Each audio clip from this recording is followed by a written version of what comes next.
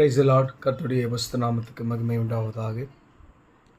இன்றைய நாள் பொழுதிலே உங்கள் அனைவரும் சந்திப்பதில் நான் மிகவும் மகிழ்ச்சி கொள்கிறேன்.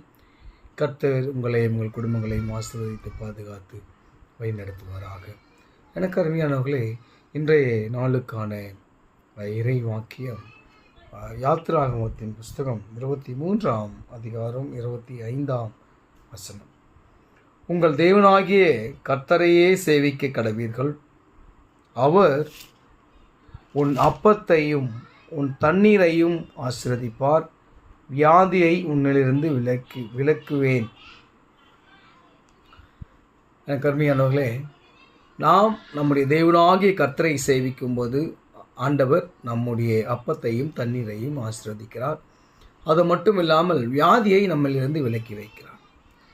இன்று நாம் சிந்திக்க வேண்டிய ஒரு விஷயம் என்னவென்று சொன்னால், கர்த்தரை சேவிக்கும்போது நமக்கு வறுமை என்பது இருக்காது. நாம் நினைப்பதற்கும் ஜபிப்பதற்கும் அப்பாற்பட்ட அநேக அற்புதங்களை ஆண்டவராகிய இயேசு கிறிஸ்து நம்முடைய வாழ்க்கையில் செய்திருப்பார்.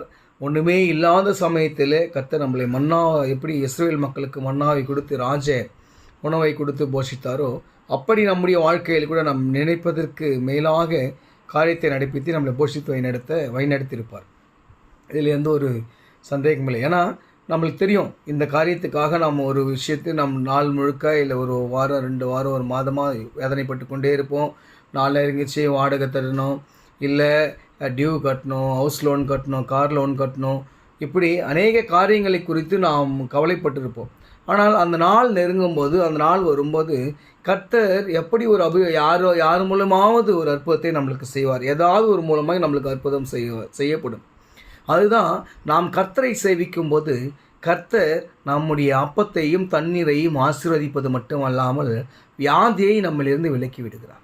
எப்போதுன்னு சொன்னால், நாம் அவரை சேவிக்கும்போது, நாம் அவரை வணங்கும்போது, நாம் அவருடைய சமூகத்தில் அமர்ந்து ஆராதிக்கும்போது நம்முடைய இன்னல்களை, துன்பங்களை, நம்முடைய கஷ்டங்களை, நம்முடைய மனவேதனைகளை அவருடைய சமூகத்தில் நாம் அறிக்கையிடும்போது, நம்முடைய பாவங்களை அவருடைய சமூகத்தில் நாம் அறிக்கையிடும்போது, நம்முடைய எல்லாவித வாழ்க்கையின் செயல்பாடுகளையும் அவருடைய சமூகத்தில் அறிவித்து முழங்கால் படிட்டு நாம் விண்ணப்பம் செய்யும்போது, கர்த்தரை சேவித்து துதித்து பாடும்போது நம்முடைய வியாதியை விலக்கிறார். நம்முடைய அப்பத்தையும் தண்ணீரையும் ஆசீர்வதிக்கிறார். எனக்கு அருமையானவர்களே, அருமையான ஒரு வசனம். விசுவாசிங்க. இந்த வசனம் அதாவது வானமும் பூமியும் ஒழிந்து போகும், ஆனால் ஆண்டவருடைய வார்த்தை ஒழிவதில்லை.